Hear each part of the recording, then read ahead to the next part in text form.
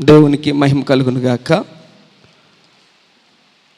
ప్రభునందు కూడి వచ్చిన మీ అందరికీ మన ప్రభువును ప్రియరక్షకుడైన యేసుక్రీస్తు నామములో మీ అందరికీ వందనాలు తెలియజేస్తున్నాను. అందరికీ వందనాలు. కొద్ది నిమిషాలు వాక్యాన్ని మనం ధ్యానం చేద్దాం. పరిశుద్ధ గ్రంథం ఒకసారి తెరిచి చూద్దాం.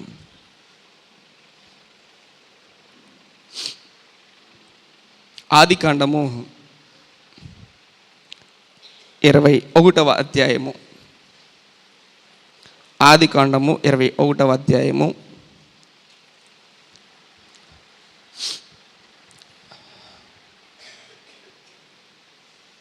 33వ వచనం చదువుదాం.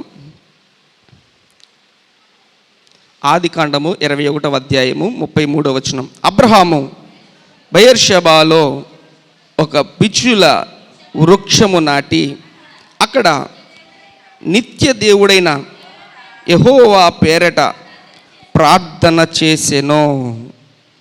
చెప్పబడినటువంటి ఇక్కడ తెలియపరచబడుతున్నటువంటి పరిశుద్ధ గ్రంథంలో వ్రాయబడినటువంటి ఈ యొక్క సందర్భాన్ని మనం ఒకసారి చూద్దాం. అబ్రహాము బెయేర్షెబాలో ఒక వృక్షము నాటాడట. ఆ వృక్షము పేరు పిచ్చుల వృక్షము. పిచ్చుల వృక్షము అని వ్రాయబడింది. ఇక్కడ ప్లేస్ ఏమో బెయేర్షెబాలో ఉంది. అది ఎందుకో ఏంటో చూద్దాం. అయితే ముందు అసలు వృక్షం ఏంటో ఒకసారి మనం తెలుసుకుని మిగతా తదుపరి వాక్యంలోనికి మనం వెళ్దాం. ఆ వృక్షము పేరు ఏం పేరు చెప్పబడుతుంది? పీచుల కాదు, పిచ్చుల వృక్షము అని ఉంది. పిచ్చుల వృక్షము అని వ్రాయబడుతుంది. అయితే ఈ పిచ్చుల వృక్షము యొక్క విశేషత ముందు తెలుసుకుని ఆ తర్వాత ఇది ఏ ప్లేసుల్లో పరిశుద్ధ గ్రంథంలో ఎన్ని చోట్ల ఏ ప్లేస్లో వ్రాయబడింది, దాని నుంచి దేవుడు మనకు ఆత్మీయ పాఠాన్ని ఏం నేర్పిస్తున్నాడు అనే సంగతిని మనం ఒకసారి ధ్యానం చేద్దాం. ఇక్కడ పిచ్చుల వృక్షము గురించి వ్రాయబడింది. ఈ పిచ్చుల వృక్షము ఇక్కడ అబ్రహాము నాటాడట. ఈ అబ్రహాము నాటినటువంటి పిచ్చుల వృక్షము యొక్క సారాంశం ఏంటి, దాని యొక్క అర్థం ఏంటి అని మనం గమనిస్తే, ఈ పిచ్చుల వృక్షము నాటిన 400 సంవత్సరాలకి దాని యొక్క కార్యాచరణ ప్రారంభమవుతుందట. ఈ పిచ్చుల వృక్షము నాటిన తర్వాత 400 సంవత్సరాలకి అది అంటే ఎంతకాలము కూడా నెమ్మదిగా పెరుగుతూ ఆ తర్వాత 400 సంవత్సరాలకి దాని యొక్క అసలు యొక్క పనితనం చూపిస్తుందట పిచ్చుల వృక్షము. దాన్ని నెట్లో సెర్చ్ చేస్తే దొరుకుతుంది. దాని యొక్క విశేషత కూడా వ్రాయబడుతుంది. పిచ్చుల వృక్షము అనేది ఆ పైన ఉన్నటువంటి దాని యొక్క ఆకులు లాగా లేకపోతే ఈ వీటిలాగా ఉండదు. పీచుగా ఉంటుంది. పీచుగా ఉంటుంది. కానీ అది ఎలా ఉంటుందో తెలుసా? ఒక పెద్ద వృక్షంగానే ఉంటుందట. పెద్ద వృక్షంగా ఉంటుందట. అసలు పిచ్చుల వృక్షము ఎందుకు నాటాడు అబ్రహాము గారు? అబ్రహాము గారు ఆ పిచ్చుల వృక్షము నాటడానికి గల కారణం ఏమిటి? అది పెద్ద వృక్షం అవుతుంది, దానికి ఒక చరిత్ర ఉంది. అది ఒక 400 సంవత్సరాలు అనగా నాకు ఒక ఆలోచన వచ్చింది. 400 సంవత్సరాలు అంటే ఈ యొక్క ఇజ్రాయేలీలు ఐగుప్తులో ఎన్ని సంవత్సరాలు ఉంటే పేరు? 400 సంవత్సరాలు. అందులో ఉండడం గల కారణం కూడా వారిని కూడా 400 సంవత్సరాలు వారిని ఏం చేసుకొచ్చాడు దేవుడు? అలాగున వారి వంశం అంతటిని కూడా వృద్ధిలోనికి తీసుకొచ్చి తర్వాత బయటికి తీసుకొచ్చిన తర్వాత గొప్ప అద్భుతాలు చేసేసాడు. వారిని నిలబెట్టి వారిని నడిపించుకుంటూ కూడా మిగతా ప్రదేశాలు మిగతా దేశాలు వారందరికీ కూడా భయమును కలిగి చేసినట్లుగా వారిని నిలబెట్టి చేశాడు. అలాగున ఇప్పుడు ఈ అబ్రహాము ఈ పిచ్చుల వృక్షమును నాటాడు. ఈ నాటినటువంటి ఈ పిచ్చుల వృక్షం యొక్క విశేషత ఏంటంటే 400 సంవత్సరాలకి అనగా దాని భావం ఏంటంటే తరతరాలు కూడా చూచులాగున దాని యొక్క అక్కడే ప్రార్థన చేసాడని ఉంది కదా. అంటే ఈ అబ్రహాము చేసినటువంటి ప్రార్థనకి ఆ చెట్టుకి అర్థం ఏమిటంటే ఆ 400 సంవత్సరాల తర్వాత అనే మాటకి తరతరాలు కూడా ఈ ప్రార్థన ఈ ప్రభావము, తరతరాలు కూడా వారి వంశములు, తరతరాలు కూడా ఆ కుటుంబాలన్నీ కూడా వర్ధిల్లులాగున ఉండాలి అని దాని అర్థం. దేవునికి మహిమ కలుగునుగాక. అయితే ఆ 400 సంవత్సరాలు అని అన్నాడు కదా. రెండో మాట ఏంటో తెలుసా? ఆ పిచ్చుల వృక్షమట ఎక్కడ ఉంటుందో అక్కడ నీరు ఉంటుందట. ఈ పిచ్చుల వృక్షము ఎక్కడ ఉంటుందో అక్కడ నీరు ఉంటుందట. అది ఎక్కడ ఉంటుందో అక్కడ ఇసుక ఉంటుందట, అక్కడ రాళ్ళు ఉంటాయట, అక్కడ యాక్చువల్గా ఆహారము కూడా ఉంటుందట. దాని యొక్క దీన్ని రీసెర్చ్ చేస్తే దాని విశేషత తెలిసింది. పిచిల వృక్షంలో ఎంత గొప్పతనం ఉందా అని అనిపించింది నాకు. పిచిల వృక్షముకి అంత విశేషత ఉంది. ఎందుకు అబ్రహాము దానినే నాటాడు, మిగతా ఏమి లేవంటే మిగతా బోల్డైన వృక్షాలు ఉన్నాయి, కానీ దానిని నాటాడు. వృక్షం నాటు చిన్నగా మొక్కను నాటితే అదేమవుతుంది, వృక్షంగా మారుతుంది. దాని యొక్క కాలం ఎప్పుడు చెప్పబడుతుంది, 400 సంవత్సరాల తర్వాత. అంటే అప్పటి వరకు దాని యొక్క ఎదుగుదల. అది నాటి ప్రార్థన చేశాడు. అంటే పిచుల వృక్షం యొక్క విశేషత అది.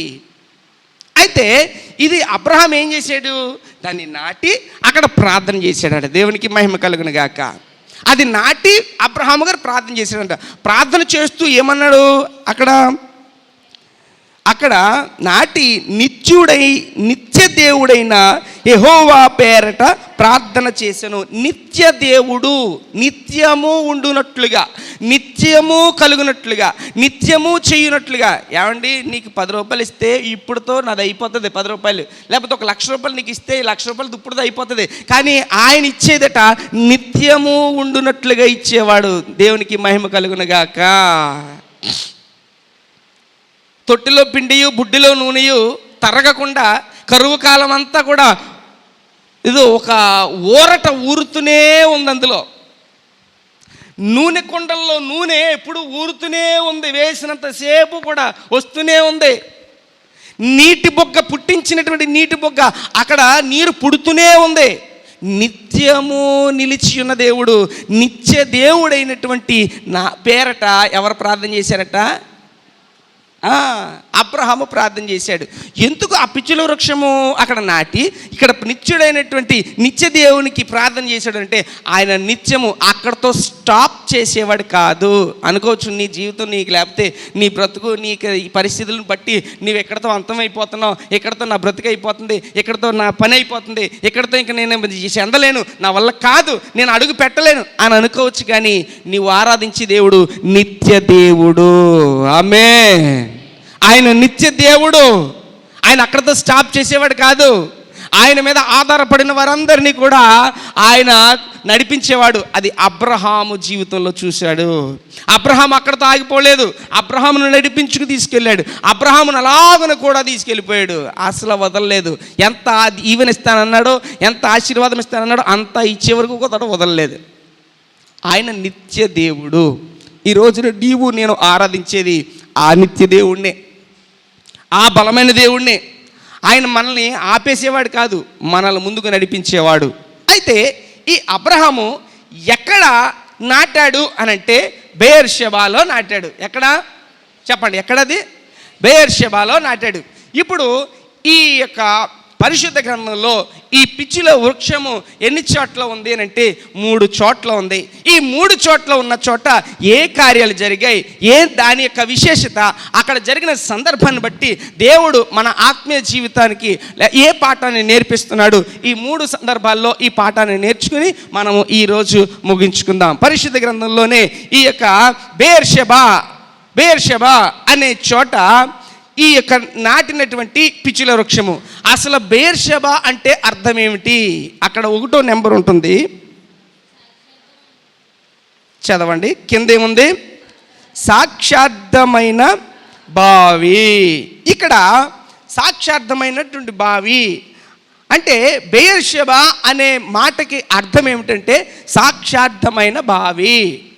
అంటే బావి అంటే దాన్ని ఏమంటాము? నుయ్యి. మన భాషలో నుయ్యి అంటాం, బావి. అయితే ఇక్కడ బెయేర్షెబాలో నీటి దగ్గర డిస్కషన్ జరిగింది, నీటి దగ్గర వాదన జరిగింది, నీరు దగ్గర గొడవ జరిగింది. తవ్వించినటువంటి బావిల గురించి యుద్ధం జరిగాయి. ఆ పై మాటలో చూస్తే అబీమెలెకు రాజుకి ఇక్కడ ఉన్నటువంటి వీరికి ఇక్కడ ఈ బావిల గురించి ఏం జరిగిందంటే వాదన జరిగింది. ఆ అధ్యాయం తర్వాత చదువుకోండి. అయితే అక్కడ సమాధానము, నిబంధన ఏర్పరచబడి ఆ తరువాత అక్కడ అబ్రహాం ఏం చేస్తాడంటే అక్కడ సాక్షార్థమైనటువంటి అంటే ఆ నిబంధనకు సాక్షార్థంగా ఆ బావికి ఆ పేరు పెట్టి బెయేర్షెబా అని పెట్టిన తర్వాత చూడండి ఆ మాట, అబ్రహాము బెయేర్షెబాలో ఒక పిచ్చుల వృక్షము నాటి ప్రార్థన చేశాడని ఉంది కదా. ఆ బెయేర్షెబా అనే దానికి సాక్షార్థమైన బావి, అక్కడ ఉన్నటువంటి ఆ బావికి సాక్షార్థమైన బావి అని అర్థము. ఆగండి, ఇప్పుడు సాక్షార్థమైనటువంటి బావి అని చెప్పబడిన దానికి మనకి ఏం నేర్పిస్తుంది? ఇప్పటి వరకు మనం దేని గురించి మాట్లాడుకున్నాం? పిచ్చిల వృక్షం అంటే ఏమిటో, పిచ్చిల వృక్షము యొక్క నిత్యము ఎలాగనుంటే దానికి దేవుడు ఎలాగను చూపిస్తున్నాడో, నిత్య దేవునికి ఎలాగ ప్రార్థన చేశాడో, ఆయన ఎలాగను నిత్యము మనమే కాదు మన పిల్ల తరముల యొక్క ఆ యొక్క ప్రభావము కూడా దేవుడు ఎలాగ నడిపించబోతున్నాడో అనే దాని గురించి మనం మాట్లాడుకున్నాం. అయితే ఇక్కడ బెయేర్షెబా అనే మాటకి అర్థం ఏంటంటే సాక్షార్థమైన బావి.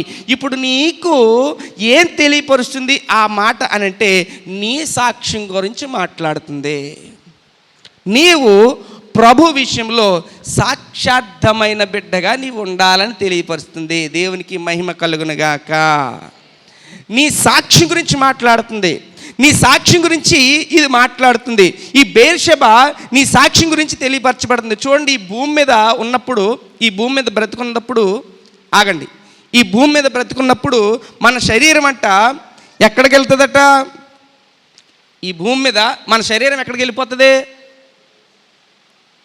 అది కూడా తెలిదే, సమాధిలోకి వెళ్ళిపోద్ది.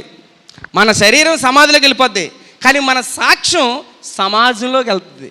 అర్థమవుతుందా? మన శరీరం సమాధిలోకి వెళ్ళిపోద్ది, కానీ మన సాక్ష్యం ఏమవుతుందో తెలుసా? సమాజంలోకి వెళ్తుంది. ఈ రోజున అబ్రహాము గురించి ఈ సాక్ష్యం మనం చెప్పుకుంటున్నామనంటే, అబ్రహాము గురించి ఈ విశేషత మనం తెలుసుకుంటున్నామనంటే, ఆయన శరీరం ఒకవేళ సమాధిలో కలిసిపోయినా, మట్టిలో కలిసిపోయినా సాక్ష్యం మాత్రం సమాజంలో ఉందా లేదా? దేవుని బిడ్డలుగా ఉన్నటువంటి వారి యొక్క పట్ల ఈ మాట నీకు తెలియపరుస్తున్నది ఏంటంటే నీ సాక్ష్యం గురించి అడుగుతుంది. నువ్వు దేవునిలో చూడండి, కొంతమంది లోకంలో నుంచి హైందవ కుటుంబాల్లోంచి రక్షింపబడిన వాళ్ళు గొప్ప కార్యాలు చూసి వాళ్ళు ఏం చెప్తున్నారు? సాక్ష్యాలు చెప్తున్నారు. వాళ్ళ జీవితంలో దేవుడు చేసినటువంటి కార్యాలు చెప్తున్నారు, వాళ్ళు పొందుకున్న విశేషాలు చెప్తున్నారు. మరి పుట్టిన కాడి నుంచి ఉన్న నీవు చెప్పగలుగుతున్నావా అంటే చెప్పలేకపోతున్నావు. ఉంటుందా సాక్ష్యం అంటే ఉండలేదు. చూస్తున్నావంటే కార్యం చూడట్లేదు. కానీ కార్యము చూచువారిగా ఉండాలి, నీవే సాక్షార్థమైన వారిగా ఉండాలని ప్రభు ఈ మాట ద్వారా తెలియచేస్తున్నాడు. నువ్వు దైవ సన్నిధిలోకి వస్తున్నావు కదా, శుక్రవారం మట్లు ప్రారంభించావు కదా, ప్రారంభించిన పట్టుదల వదలకుండా దేవునిలో నువ్వు చేసిన ప్రార్థనకి దేవుడు కార్యము చూపించే వరకు కూడా యాకోబు ఎలాగనైతే పట్టు వదలలేదో అలాంటి పట్టుదలతో నువ్వు ప్రార్థన చేయి. అలాంటి పట్టుదలతో దేవుని సన్నిధిలో ఉండు. ఎక్కడికో 7 వారాలు వెళ్ళి, ఎక్కడికో 50 వారాలు వెళ్ళి, ఎక్కడికో 100 వారాలు వెళ్ళి ఇక్కడికి తిరగనవసరం లేదు. ఉన్న మందిరంలో నువ్వు ప్రతి శుక్రవారము ఈ చేయుచున్న ప్రార్థనలో నువ్వు బలంగా ప్రార్థన చేయి, దేవుడిని పట్టుకో. నీ కళ్ళ ఎదుట దేవుడు నీకు చూపించునుగాక, నీ జీవితంలో ఆ అద్భుతం చెయ్యునుగాక. ఎందుకో తెలుసా? ఈ బెయేర్షెబా అనే మాటకి సాక్షార్థమైన బావి. ఇది నీ సాక్ష్యం కోసం మాట్లాడుతున్నాడు. ఇప్పుడు దేవుడు నీ సాక్ష్యం తెలియపరచడం కోసం మాట్లాడుతున్నాడు. నీవే 10 మందికి సాక్ష్యం చెప్పాలంటే, అమ్మా నీ జీవితంలో దేవుడు ఏం చేశాడు అని అంటే నువ్వేం చెప్తావు? నేను ప్రార్థన చేస్తున్నాను కానీ ఇంకా అవ్వలేదండి, నేను ప్రార్థన చేస్తున్నాను కానీ ఇంకా కార్యం జరగలేదండి అని చెప్తావు. నేను చేస్తున్నాను కానీ ఇంకా జరగట్లేదండి. అలా కాదు, అది చూడాలి, నువ్వు చెప్పాలి. ఇదే పట్టుదలతో చేసిన ప్రార్థన, ఇదే మన టార్గెట్. దేవుడు చెయ్యాలి, మనం చూడాలి, మనం పొందుకోవాలి, మనమే సాక్ష్యం చెప్పాలి. అదే ప్రకారంగా మన గురించి ఇతరులు కూడా చెప్పగలిగే సాక్ష్యాన్ని మనం సిద్ధపరచుకోవాలి. మనమే దేవుని కార్యాలను బట్టి సాక్ష్యం చెప్పే వారంగా కాదు, మన గురించి కూడా సాక్ష్యము, నీ మంచి కోసమో, లేకపోతే నువ్వు చేస్తున్న కార్యాల కోసమో, లేకపోతే నువ్వు వెళ్తున్న మార్గం కోసమో, నువ్వు మాట్లాడే విధానం కోసమో, నీ ఆలోచన కోసమో, నీ గురించి వాళ్ళు కూడా సాక్ష్యం చెప్పాలంట. అయితే ఇక్కడ చూడండి, లోకాసు వార్తలో 18వ అధ్యాయము 10వ వచనంలో ఒకసారి చూడండి. 18వ అధ్యాయము 10వ వచనంలో 11 చూడండి. పరిసయ్యుడు నిలవబడి, దేవా నేను చోరులను, అన్యాయస్తులను, వ్యభిచారులనైనా, ఇతర మనుషుల వలనైనను, ఈ సుంకరి వలనైనను ఉండనందుకు నీకు కృతజ్ఞతాస్తుతులు చెల్లించుచున్నాను. ఆగండి, ఎవరు ప్రార్థన చేస్తున్నాడంట? పరిసయ్యుడు ప్రార్థన చేస్తున్నాడంట. ఇద్దరు మందిరానికి వెళ్ళారు. ఇది మీకు అందరికీ తెలుసు. సుంకరి, పరిసయ్యుడు. సుంకరి చేసే ప్రార్థన ఎలాగుందో ఆ కింద రాయబడి ఉంది. పరిసయ్యుడు చేసే ప్రార్థన ఎలాగుందో తెలుసా? దేవా, నేను చోరులను, అన్యాయస్తులను, వ్యభిచారులనైనా, ఇతర మనుషుల వలె ఈ సుంకరి వలనైనను ఉండనందుకు. ఎలా హెచ్చించుకుంటున్నాడో ప్రౌడ్. ఎలా హెచ్చించుకుంటున్నాడు అంటే, నేను అలా లేను ప్రభువా, నేను ఎలా లేను ప్రభువా, నేను అలాంటి వాళ్ళుగా లేను. ఇదిగో నా పక్కన ఉన్నాడు చూసారా, ఈ సుంకర్ లాంటి వాడులా కూడా నేను లేను ప్రభువా, అలా లేను అని చెప్తున్నాడు. అదే ఎంత హెచ్చింపు ప్రార్థన అది. అసలు నీ కోసం నువ్వు సాక్ష్యం చెప్పుకోవడం కాదు, నీ కోసం ఇతరులు చెప్పాలి. నీ కోసం, నీ భక్తి కోసం, నీ యొక్క శారీరక సంబంధమైనటువంటి వాటి కొరకు వీళ్ళు సాక్ష్యం చెప్పాలి. ఈ పక్కన ఉన్న నిజంగా చెప్పాలంటే సుంకర సాక్ష్యం చెప్పాలి. కానీ సుంకరతో పోయేమంటున్నాడు తెలుసు? సుంకర్ని అందులో లింకప్ చేసేమంటాడు. ఈ సుంకర్ లాంటి లా కూడా ఉండనందుకు. మరి ఇదేం ప్రార్థన ఇది? ఇదేం సాక్ష్యం ఇది? ఇది అసలు మంచి సాక్ష్యమేనా? ఆ గుణం కూడా మంచిదేనా? ఆ బుద్ధి కూడా మంచిదేనా? దానికి అందుకనే తెలియపరచబడింది. ఇద్దరు దేవాలయంలోకి వెళ్ళారంట. ఇద్దరు వెళ్ళినా సరే మరి మన సుంకరి ఎలా చేస్తున్నాడో చూడండి ఒకసారి.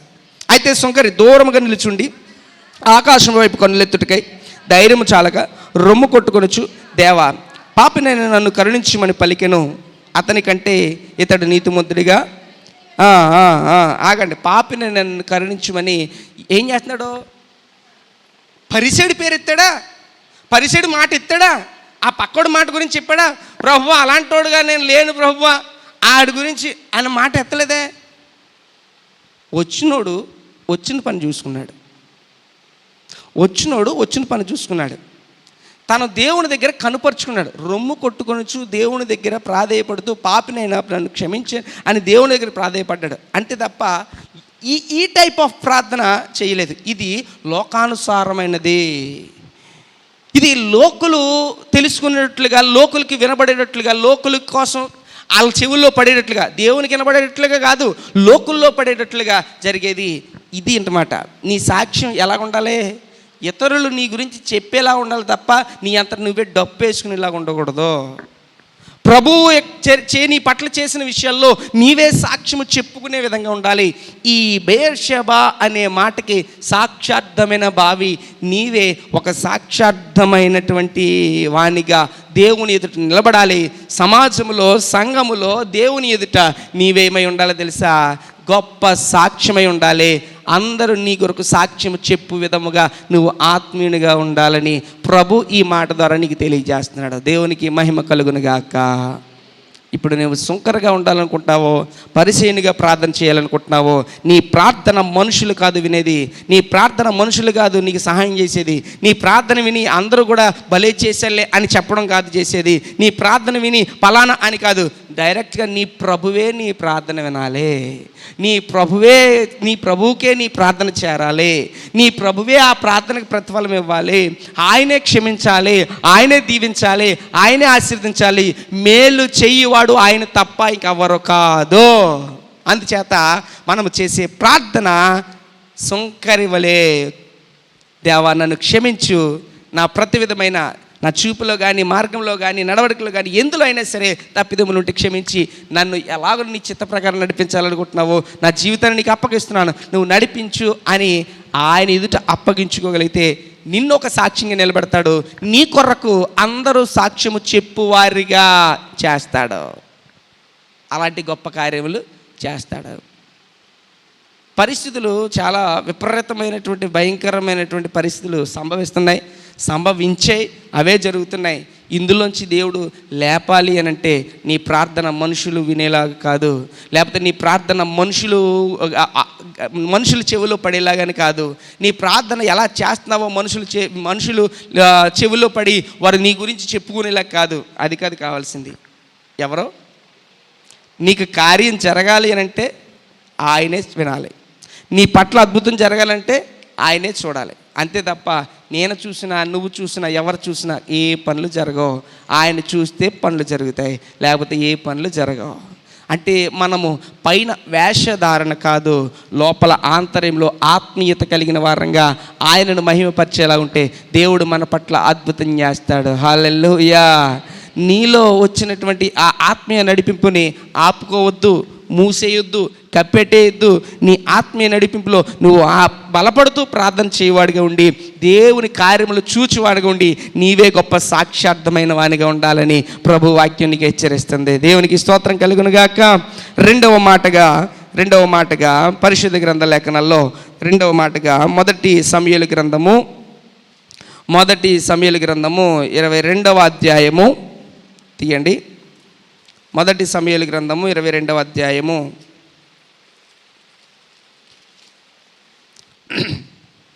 6వ వచనం చదవండి. దావీదును అతని జనులను ఫలానా చోట ఉన్నారని సౌలునకు వర్తమానమాయెను. అప్పుడు సౌలు గిబియా దగ్గర, ఆ మాటను క్లియర్గా చూసుకోండి, రామాలో ఒక పిచ్చుల వృక్షము కింద దిగి ఈట చేత పట్టుకుని ఉండెను. అతని సేవకులు అతని చుట్టూ నిలిచి ఉండగా. సందర్భాన్ని ఒక్కసారి ఆలోచించండి. రామాలో ఉందంట. ఇందాక ఎక్కడుంది? బెయేర్షెబాలో ఉంది. ఇప్పుడు ఎక్కడుంది? రామాలో ఉందంట. రామాలో ఉంది. రామా అంటే ఈ వేరే ఆ వెర్షన్లో రామ అనుకుంటున్నారేమో. రామ అనేది ఒక పట్టణం. ఈ రామ అనేది ఒక పట్టణం. ఈ రామ యొక్క విశేషం చెప్పమంటారా? అది చెప్పిన తర్వాత దాని నుంచి దేవుడు మనకి ఏ పాఠం నేర్పిస్తున్నాడో దాని గురించి మాత్రమే మాట్లాడుకుందాం. రామాలో ఎవరు పుట్టారు అని అంటే, రామాలో భక్తుడైనటువంటి భక్తుడైన సమూయేలు ఆ రామాలోనే పుట్టాడు. ఆ రామాలో నుండి పుట్టి పాలు విడిచిన తర్వాత ఎక్కడికి తీసుకువెళ్ళిపోయింది? షిలోహులో ఉన్నటువంటి మందిరానికి తీసుకెళ్ళిపోయింది తల్లి హన్నా. అర్థమవుతుందండి? అక్కడికి తీసుకెళ్ళిపోయింది. అంటే ఈ రామ అనే దానికి, ఈ పట్టణానికి ఒక గొప్ప సూచన, పాఠము, అంశము ఏంటి అని అంటే, ఒక భక్తుడు, ఒక ప్రవక్త పుట్టినటువంటి ప్రదేశము. అక్కడతోటే పోలేదు, ఇంకా ఉంది, చెప్తే ఆగండి. యేసుక్రీస్తు ప్రభువారు పుట్టినప్పుడు మత్తయి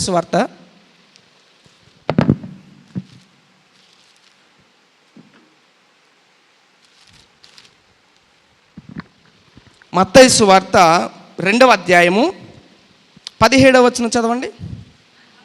అందువలన రామాలో అంగలార్పు వినబడెను, ఏడ్పును మహారోదన ధ్వనియు కలిగెను. ఆగండి. రామాలో అంగలార్పు వినబడిందంట. రామాలో అంగలార్పు అంటే ఏంటి? దేనికోసం వచ్చింది అంగలార్పు? దేనికోసం ఏడ్చారు? దేనికోసం వాళ్ళందరూ అలాగనే ఏడ్చారు? కారణం ఏంటో తెలుసా? యేసుక్రీస్తు ప్రభువారు పుట్టిక సమయంలో జ్ఞానులు వెళ్ళి ఎక్కడ చెప్పారు?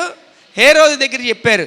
హేరోదు రాజు దగ్గర రాజకుమారుడు పుట్టాడు అని చెప్తే, ఈ హేరోదు గారు పుడితే మా దగ్గర పుట్టాలి కానీ ఎక్కడెక్కడో పుడతాం ఏంటి? అయితే ఇప్పుడు ఇలాగ తెలిసింది కదా, ఎక్కడెక్కడో పుడతాం కాదు, ఎలా చెయ్యాలో అలా చేయాలని 2 సంవత్సరాల లోపు పిల్లలందరినీ, మగ పిల్లలందరినీ చంపించేశాడు. అర్థమైందండి? 2 సంవత్సరాల మగపిల్లలందరినీ కూడా 2 సంవత్సరాల లోపు మగపిల్లలందరినీ కూడా రామాలో మొత్తం చంపించేశాడట. రామాలో ఏమనబడిందంట? అంగలార్పు. ఇక్కడ అదే రామాలో ప్రవక్త పుట్టాడు. ఈ 2 సంవత్సరాల లోపు ఉన్న పిల్లలందరూ కూడా ఎందువల్ల చనిపోయారు? రక్షకుడు పుట్టాడని, లోకరక్షకుడు పుట్టాడని, ఆ రాజకుమారుడు పుట్టాడని, పుట్టినందుకు అక్కడ హతం చేశాడు.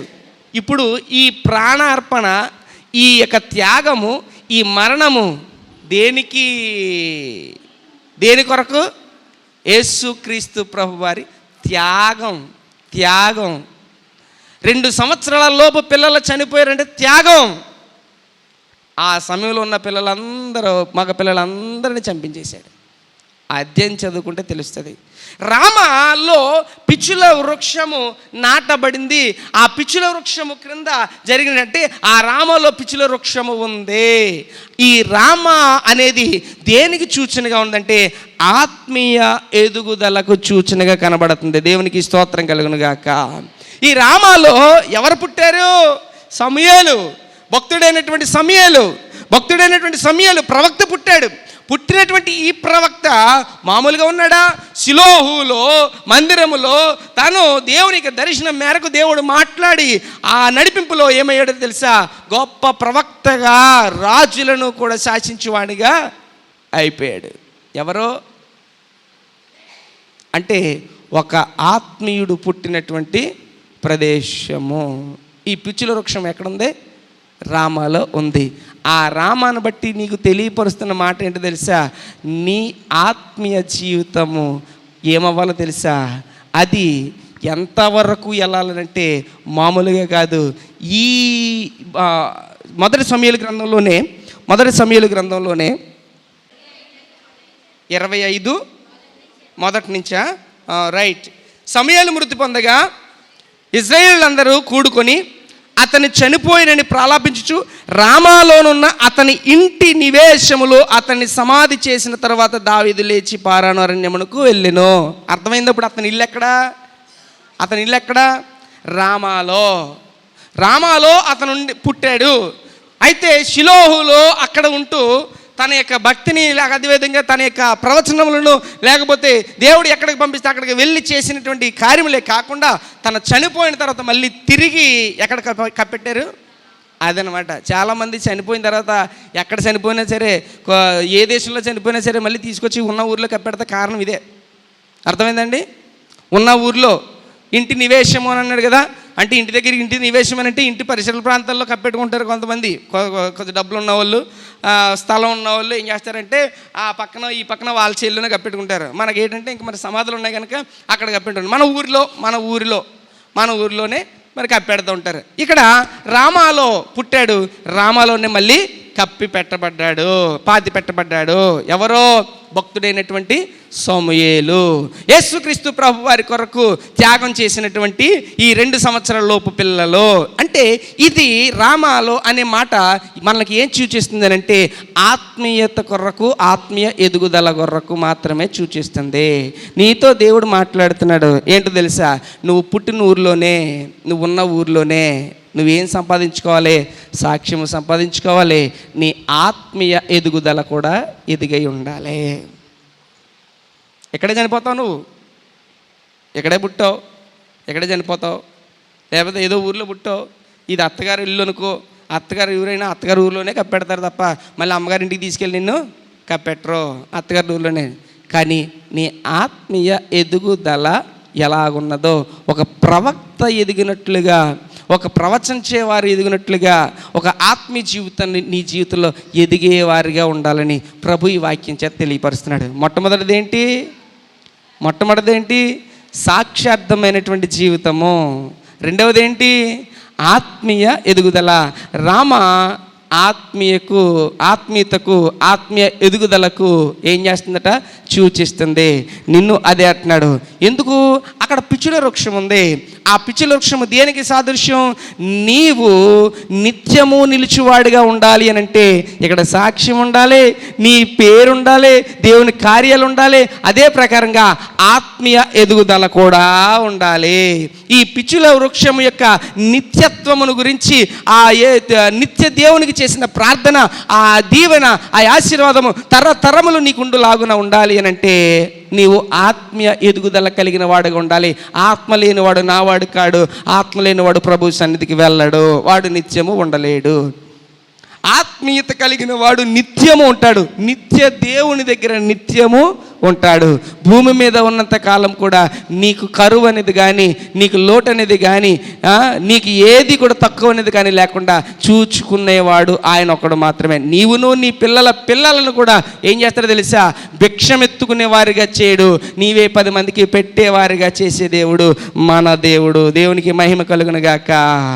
అందుకనే ఈ పిచ్చుల వృక్షం యొక్క అర్థాన్ని దేవుడు ఎలాగున దీన్ని బయలుపరుస్తున్నాడు అని అంటే, ఒకటి బెయేర్షెబా, రెండవది రామ. రామ నీకు తెలియపరుస్తుంది ఏంటో తెలుసా? నీ ఆత్మీయ జీవితాన్ని ఆర్పేసుకోకో.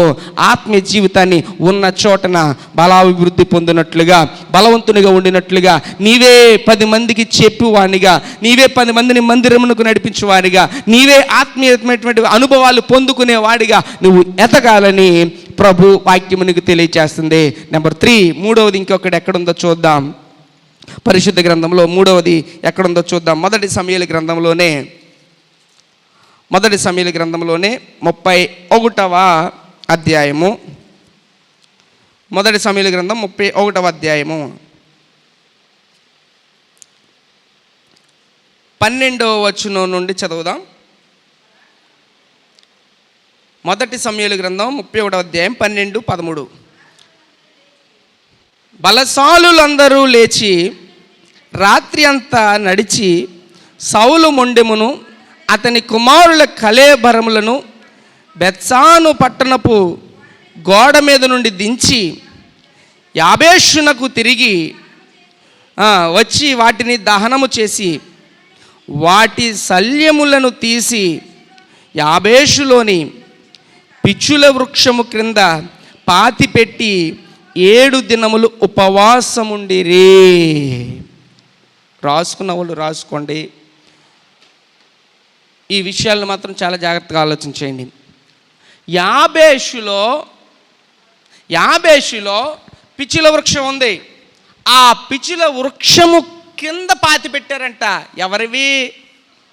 సౌలు బిడ కుమారుల యొక్క కళేబరములను, శైల్యములను, వాటి యొక్క ఎముకలను ఏం చేశారంట? ఎక్కడ కప్పెట్టారంట? ఎక్కడ పాతి పెట్టారు? చెప్పాలి. పిచ్చుల వృక్షము క్రింద పాతి పెట్టారంట. ఆగండి, అసలు ఎవరు పాతి పెట్టారు అని అంటే, యాబేషు అనేటువంటి వంశపు వారు, యాబేషు వీరు పాతి పెట్టారు. ఎవరు పాతి పెట్టారు అని అంటే, సౌలు కుటుంబీకులవి తీసుకొచ్చి పాతి పెట్టారట. అప్పటి వరకు వారి యొక్క శత్రు చేత వారు అలాగ అప్పగింపబడినవి వీళ్ళెందుకు తేవాలి, ఈ యాబేషు వారు ఎందుకు తేవాలి అని అంటే, దానికి కూడా అర్థం ఉంది. విషయాన్ని అర్థం చేసుకోండి. మొదటి పాట మనకేం చెప్పింది? సాక్ష్యార్థంగా నీవు ఉండాలి, నీ కొరకు అనేక మంది సాక్ష్యము చెప్పేవారిగా నువ్వు జీవించాలి. రెండోది ఏం చెప్తుంది నీకు? ఆత్మీయ ఎదుగుదల, ఆత్మీయ అనుభవము కలిగిన వానిగా నీ ఉండాలని తెలియజేస్తుంది. మూడోది, ఈ యాబేషు వారు ఏం పట్టుకొచ్చారంటే, సౌలు కుటుంబీకుల యొక్క ఆ శల్యములను పట్టుకొచ్చి ఆ యొక్క పిచ్చుల వృక్షము కింద నాటారంట. ఎందుకు వాళ్ళు నాటాలి, ఏ కారణం చేత నాటాలి అని అంటే, న్యాయాధిపతుల గ్రంథము 21వ అధ్యాయము, న్యాయాధిపతుల గ్రంథము 21వ అధ్యాయంలో ఈ విశేషత అక్కడ రాయబడింది. న్యాయాధిపతుల గ్రంథము 21వ అధ్యాయము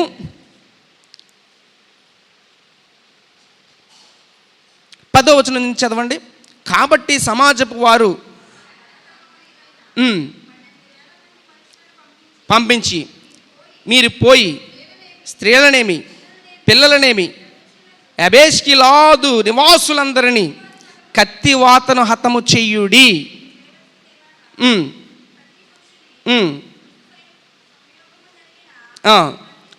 మీకు విషయం అర్థమైంది కదా? యాబేషు వారందరినీ కూడా హతము చెయ్యమని ఆజ్ఞ అయిపోయింది. అంటే వారిని అక్కడ చంపించేయాలి, ఇంకా వారు ఉండడానికి లేదు అని హతము చెయ్యాలని వారికి ఆదేశింపబడితే వాళ్ళని ఇంక తీసేస్తారు. ఆ యాబేషు వారిని ఉంచరు, తీసేస్తారు. అలాంటి వారి కొరకు ఈ కింద 14వ వచనం చదవండి. ఆ వేళను బెన్యామీనీయులు తిరిగి వచ్చి, అప్పుడు వారు తాము యాబేష్గిలాదు స్త్రీలలో బ్రతుకునిచ్చిన వారిని వారికి ఇచ్చి పెండ్లి చేసిరి. ఆ స్త్రీలకు వారికి చాలకపోగా. ఆగండి, ఇక్కడ ఏం చేయబడింది అని అంటే, ఇక్కడ ఈ చంపేసేటువంటి ఆ ప్రక్రియలో, చంపేస్తారు అనే ప్రక్రియలో బెన్యామీనులు మాత్రమే వెళ్ళి వారిని ఏం చేశారంట? కాపాడారు. అది తర్వాత అంతా చదువుకోండి, మీరు ఇంక ఎక్కువ ఇప్పుడు చదవండి, చెప్పనవసరం లేదు. ఈ బెన్యామీనులు వారు మాత్రమే ఎవరిని కాపాడారట? యాబేషు వీరిని మాత్రమే కాపాడారట. అంటే వాళ్ళని చంపనివ్వకుండా, వారిని హతం చేయనివ్వకుండా వీరిని కాపాడారు. బెన్యామీనుడైనటువంటి సౌలు ఇజ్రాయేలుకు మొదటిగా ఏమయ్యాడు? రాజు అయ్యాడు ఈ బెన్యామీను. అందుకు మమ్మలను ఆనాడు ఆ టైంలో, ఆ కాలంలో మమ్మల్ని హతమార్చేటువంటి పరిస్థితిలో మమ్మల్ని కాపాడింది, మమ్మల్ని రక్షించింది, మమ్మల్ని ఒక స్థితిలో నిలబెట్టి నడిపించింది ఈ బెన్యామీనులే. ఆ బెన్యామీనుడైనటువంటి రాజు ఈ సౌలు ఉన్నాడు కదా. ఇప్పుడు అందుచేత కృతజ్ఞతతో ఈ సౌలు కుటుంబీకులను ఏం చేశారట? మరి వాళ్ళ బెన్యామీనులే కదా. అందుకని కృతజ్ఞతతో వీరి శైల్యములను పిచ్చుల వృక్షము కింద పాతి పెట్టారంట. వదిలేచ్చు. కానీ అక్కడ కనబడినటువంటి కార్యం ఏంటో తెలుసా? కృతజ్ఞత చూపించారు. దేవునికి మహిమ కలుగునుగాక. వారిని కాపాడినందుకు వారు కృతజ్ఞత చూపించారు. వాళ్ళు రక్షించినందుకు రాజుగా వచ్చినటువంటి ఆ సౌలును, ఆ వంశపు వారిని, ఆ కుటుంబీకులని వారు ఏం చేశారట? పాతి పెట్టారు. యాక్చువల్గా అప్పటికి రాజు అవ్వలేదు. ఎవరో సౌలు గారు రాజు అవ్వలేదు, బెన్యామీనులు అని అన్నాడు అక్కడ.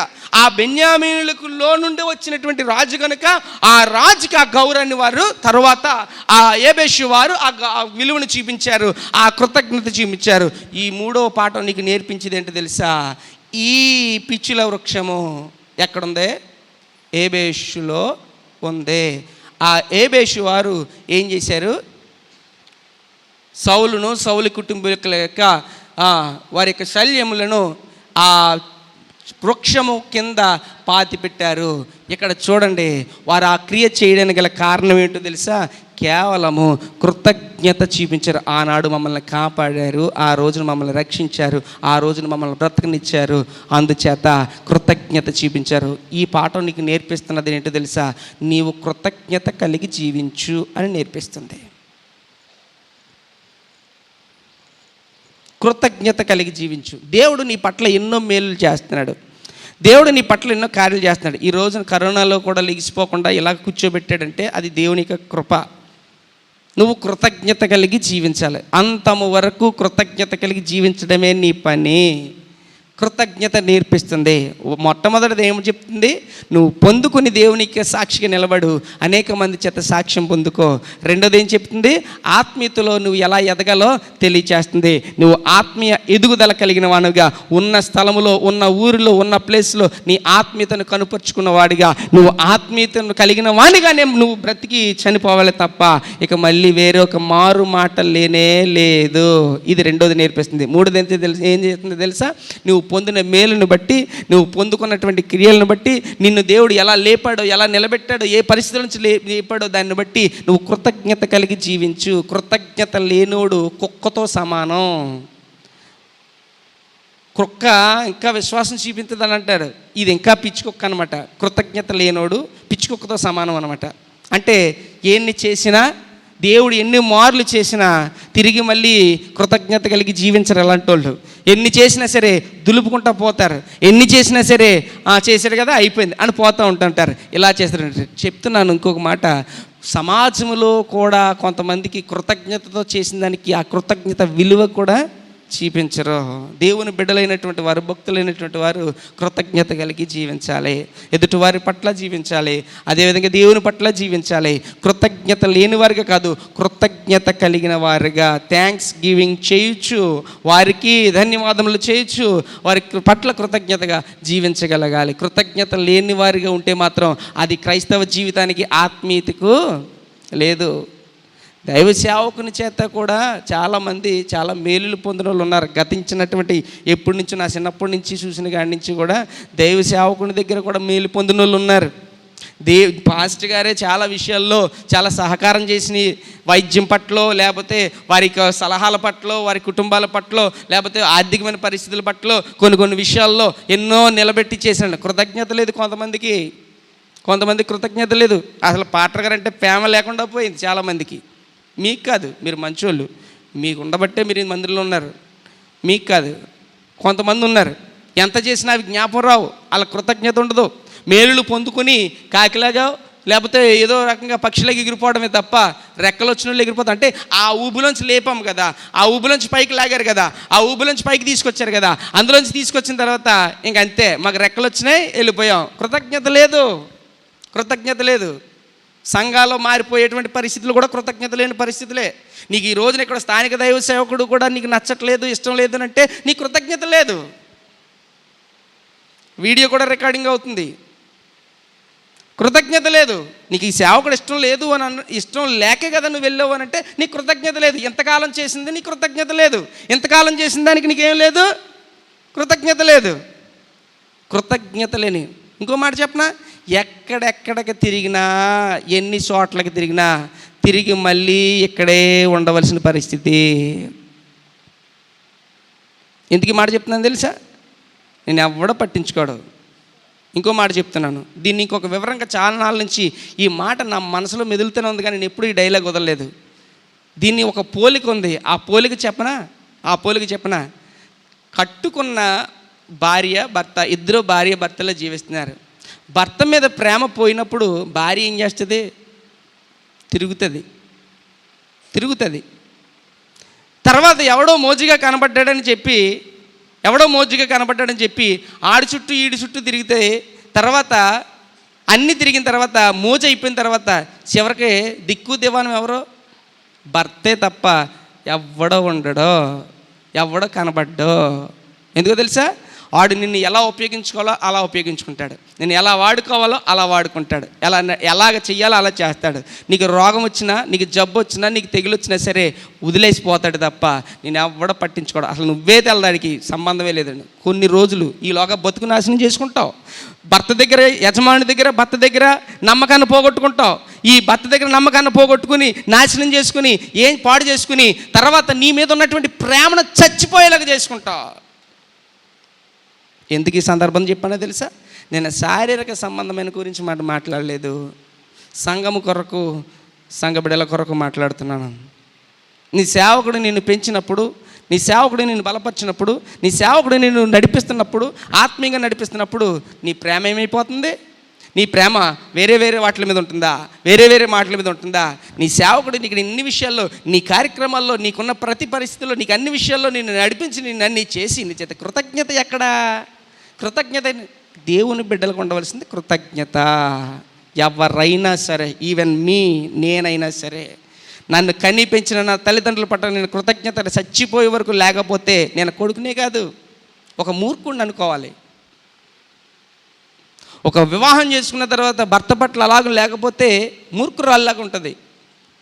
సంఘంలో కూడా నిన్ను ఇలాగ ఆత్మీయంగా పెంచి నీ కొరకు ప్రార్థన చేసి నిన్ను చెప్పించలేదు కదా, నీ కొరకు ప్రార్థన చేస్తున్నారు, నీ విషయాలన్నీ కొరకు ప్రార్థన చేస్తున్నారు, నిన్ను బలపరుస్తున్నారు, నిన్ను ప్రోత్సహిస్తున్నారు. నువ్వు ఆత్మీయతలో ఎదుగుదల కాదు, అదొక్కటే కాదు, శారీరక సంబంధమైనటువంటి నలుగుడిలో ఏం నలిగిపోతున్నావో, ఏం మడతడిపోతున్నావో దాని కొరకు ప్రార్థన చేసి నిన్ను తేలిక చేయడానికి, నిన్ను శాంతింప చేయడానికి, నీకు ఉన్నటువంటి బాధలని నీకు తేలిక అవ్వడం కోసం నీ కోసం ప్రార్థన చేస్తున్నా సరే ఇంకా దీని విలువని ఇంకా గ్రహించలేకపోతుంటే నువ్వు కృతజ్ఞత లేని వాడిగా అనుకుంటున్నావు. దానికోసమే తెలియపరుస్తున్నాడు, కృతజ్ఞత కలిగి జీవించండి. ఏనాడు ఏబేషు వారు, ఏనాడు సౌలు, వీరు పట్ల వారు చేసినటువంటి, బెన్యామీనులు చేసినటువంటి ఆ కార్యమునకు వీళ్ళు ఏం చేస్తున్నారు, అవి ఏదో దిక్కుమాలోళ్ళు ఎముకలు పోయినట్టుగా పోకూడదు. మా మీద కృప చూపించారు, వాళ్ళు మా మీద కనికరం చూపించారు, అందుచేత నేను ఏం చేయాలా అని చెప్పి వాళ్ళందరూ కలిపి వాళ్ళ యొక్క శల్యములను పిచ్చుల వృక్షము కింద పాతి పెట్టారట, అంటే భద్రపరిచారు. ఆ పిచ్చుల వృక్షం ఎక్కడుంది? యాబేషులో ఉంది. యాబేషు అది అర్థము కేవలము కృతజ్ఞత జీవితము. దేవునికి మహిమ కలుగును గాక. కృతజ్ఞత జీవితము. నీవు ఆత్మీయంగా ఎదగాలనుకుంటే, నువ్వు దేవునిలో బలంగా ఉండాలనుకుంటే ఈ మూడు నీలో కనబడేలాగా ఉండాలి. ఒకటి, నువ్వు దేవుని దగ్గర పొందుకుంటూ దేవునికి మహిమకరమైన సాక్ష్యార్థంగా జీవించాలి. రెండవది, అదే ప్రకారంగా మనుషుల ద్వారా గొప్ప సాక్ష్యాన్ని నువ్వు పొందుకోగలగాలి. రెండవది ఏంటంటే, ఆత్మీయ ఎదుగుదలలో నువ్వు ఎప్పుడూ నీరసించేవాడు కాదు. రామ నీకు తెలియపరుస్తున్న మాట ఏంటో తెలుసా? ఆత్మీయ ఎదుగుదల ఆగిపోవడానికి లేదు. ఆత్మీయతలో నువ్వు ఒక మహావృక్షం అయిపోయిన వానిగా నీవు ఉండాలి. నెంబర్ 3, మూడోది ఏం చెప్తుందో తెలుసా? నీవు బ్రతికినంత కాలము ఎలాగ ఉండాలి? కృతజ్ఞత కలిగి జీవించాలి. కృతజ్ఞత కలిగి జీవించాలి. కృతజ్ఞత లేకపోతే మాత్రం నీవు బ్రతికిన ఈ బ్రతుకుకు అర్థం లేదు, విలువ లేదు. కొంతమంది చూస్తారు, వాళ్ళకి ఏదైనా ప్రేమ కలిగినప్పుడు ఏదన్నా పట్టుకొచ్చేస్తారు, ప్రేమ కలిగినప్పుడు ఏదన్నా చేసేస్తారు, ప్రేమ కలిగినప్పుడు నవ్వుతూ మాట్లాడేస్తారు, ప్రేమ కలిగినప్పుడు ఏదైనా చేస్తారు. కాస్త ఎవడో ఏదో చెప్పినా ఏ రకంగా మారినా సరే ముఖం ఇలా పక్కకి కట్టుకుంటూ పోతారు, పొల్లిరుపుగా పోతూ ఉంటారు, అలా పోతుంటారు. మరి ముందు నుంచి ఉన్నటువంటి ప్రేమ, దాని కృతజ్ఞత ఏమైపోతుంది? కొంతమంది ముఖంలో నవ్వే ఉండదు, కొంతమంది ముఖంలో నవ్వే రాదు, ఏదో అలా చూసుకుంటూ పోతారు, ఇలా చూసుకుంటూ పోతారు. నేను చెప్తున్నాను, నువ్వు నిజంగా ఆత్మీయతలో ఎదిగిన వాడు అయితే మాత్రం కృతజ్ఞతలు కలిగి జీవిస్తావు. నువ్వు సేవకుని పట్ల కానీ సంఘం పట్ల కానీ ఎప్పుడు కూడా రెండో మారు మాట లేకుండా జీవిస్తావు. ఈ శుక్రవారపు కూడికలో నీకు దేవుడు బయలుపరిచి తెలియపరుస్తున్నటువంటి మాట ఈ 3 అంశాలే. నిత్య దేవుని పేరట ఏం చేశాడు? అబ్రహాము ప్రార్థన చేశాడు. నువ్వు నిత్యము నివసించున్నట్లు, నీవు నిత్యము బ్రతుకున్నట్లు, నీవు నిత్యము వర్ధిల్లునట్లు, నీవు నిత్యత్వంలో అనగా పరిశుద్ధుడైన దేవుని యొక్క సన్నిధిలో అక్కడ కూడా నువ్వు ఉండునట్లు ఉండాలి అని అంటే నువ్వు దేవుని నామం పేరట సాక్షార్థమైన వానిగా నీవు జీవించాలి. అదే ప్రకారంగా నీవు ఆత్మీయతలో ఎదిగిన వాడివై ఉండాలి, ఎదుగుదల పొందుతూ ఉండాలి, ఆగిపోవడానికి లేదు, సాగిపోయేవాడిగా ఉండాలి. ఇక మూడోది, నీవు కృతజ్ఞత కలిగి జీవించేవాడిగా ఉండాలి. నిన్ను వాక్యంలో పెంచుతున్నప్పుడు, వాక్యంలో నడిపిస్తున్నప్పుడు నీ తల్లిదండ్రుల పట్ల, నీ సేవకుని పట్ల, దేవుని పట్ల అన్ని విషయాల్లో కూడా కృతజ్ఞత అనేది ఎప్పుడు కూడా మర్చిపోకుండా జీవితంలో. మర్చిపోయిన వాళ్ళని మనం ఏం చేయలేం. మర్చిపోయిన వాళ్ళకి దేవుడే జ్ఞాపం చేస్తాడు. మర్చిపోయిన వాళ్ళని దేవుడే ఒక్కసారి తాగుతాడు. మర్చిపోయిన వాళ్ళని దేవుడే వారికే చెప్తాడు అమ్మా అని జ్ఞాపం చేస్తాడు. జ్ఞాపం చేసే రోజులు వస్తాయి. అయితే ఉన్నప్పుడు, తెలిసినప్పుడు అది మాత్రం విడువకుండా, వదలకుండా కృతజ్ఞత జీవితం కలిగి జీవిద్దాం. ప్రభు మన పట్ల గొప్ప అద్భుతాలు చేస్తాడు. దేవునికి స్తోత్రం కలుగును గాక. అంతే కదా? ఒకసారి మనం కృతజ్ఞత చూపించామంటే ఆడు కృతజ్ఞత చూపించేవాడు రా అని మళ్ళీ మేలు చేస్తారా చేయరా? తెలీదా మీకు? దేవుడు మీకు ఒక కార్యం చేసిన తర్వాత దానికి కృతజ్ఞత చూపించారంటే దేవుడు ఇంకో కార్యం చేయడానికి సిద్ధమవుతాడు అవ్వడా? మరి అలాగనే దేవుని విషయంలోనూ అన్ని విషయాల్లోనూ కృతజ్ఞత కలిగి జీవిస్తే మరొక మేలు మనం పొందుకుంటాము అనేటువంటి సిగ్నల్ మనకు వచ్చేస్తుంది. మనం ఎప్పుడైతే కృతజ్ఞత జీవితం కలిగి ఉంటామో దేవుడు మన పట్ల ఆ కార్యం చేస్తాడో, దేవుడు మన పట్ల ఈ కార్యం చేస్తాడో చెప్పబడినప్పుడు సేవకునిగా ప్రకటించినప్పుడు శుక్రవారం బలమైనటువంటి ప్రార్థన నడిపి జరుగుతుందని చెప్పినప్పుడు మీరందరూ కూడా గృహాల దగ్గర ఉండకుండా మీరందరూ కూడా దైవ మందిరంలోకి వచ్చి ప్రార్థించడం కొరకు మీ మనసు అంగీకరించింది కదా. మిమ్మల్ని అందరినీ ప్రభు ఆయన హస్తములలో భద్రపరుచుకుని దీవించునుగాక. హల్లెలూయా. ఈ 3 అంశాలు మర్చిపోవద్దు. పిచ్చుల వృక్షము, నిత్యత్వము దానికి సూచనగా కనబడుతుంది. అక్కడ చేసిన ప్రార్థన ఎలాగో అక్కడ కనబడుతుందో ఆ బెయేర్షెబా, రామ, యాబేషులో ఈ 3 పట్టణాలు, ఈ 3 ప్రాంతాలు, ఈ 3 కూడా మనకి తెలియపరిచే మాట. ఈ సందర్భాలని జ్ఞాపకం చేసుకుంటూ మనం అలాగ జీవిద్దాం, అలాగ ప్రార్థన చేద్దాం. దేవుడు మన పట్ల అద్భుతములు చేయునుగాక. మనల్ని విడవకుండా మనతో పాటు మన పిల్లల పిల్లల పిల్లల తరము మనము చేసిన ప్రార్థన నిత్యత్వములోనికి తీసుకువెళ్ళే వరకు కూడా మనల్ని దేవుడు ఏ లోటు లేకుండా, భిక్షమెత్తుకునే వారంగా కాకుండా, లేకపోతే అడుక్కునే వారంగా కాకుండా, లేకపోతే మనం వేరే ఒకరి దగ్గర ప్రాధేయపడే వారిగా కాకుండా మనలను సమృద్ధిలోనికి నడిపించునుగాక. ఆరోగ్యముతోనూ ప్రతి విధమైనటువంటి పరిస్థితుల్లో మనం ఏదైతే నలుగుతున్నామో వాటన్నిటిలోంచి కూడా లేవనెత్తి అడిగిన వాటికంటే, ఊహించిన వాటికంటే అత్యధికమైన మేలులు మన పట్ల జరిగించునుగాక. ఆమేన్, ఆమేన్.